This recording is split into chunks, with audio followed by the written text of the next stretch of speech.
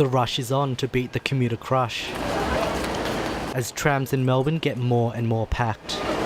Back home in Sweden, there's not a lot of, we have crowded public transports, but not as much as here. Even when it's not the peak time, it's always you have to wait a lot to get into a tram. Recent data revealed that 86, 96 and 109 lines are the city's busiest, while Route 3 saw 7 million more passengers hopping on in 2017 than just a decade ago.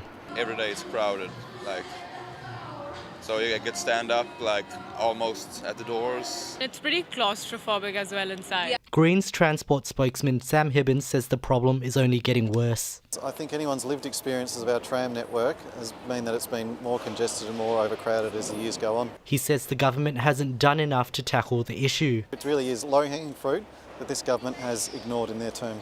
Dr Chris de Gruyter from RMIT's Centre for Urban Research says overcrowding on trams has been declining, but could rise again if Melbourne's growth isn't properly addressed. This may turn some potential passengers away from using the tram, potentially onto other modes. Tram patronage on some routes has more than doubled in the past decade, with some weekend trips almost as busy as trips during the weekdays.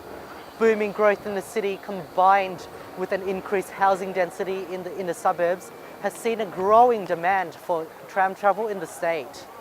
The Victorian government has ordered 10 new E-Class trams to help ease pressure on the network. I've called for that number to at least double because there are too many commuters missing out. Dr de Gruyter says the government must continue to develop the network in order to ease pressure on trams. Increased capacity on the network is still needed over the longer term. More services are also needed. But until then, passengers can only wait for the next tram to roll up. William Ton, Newsline.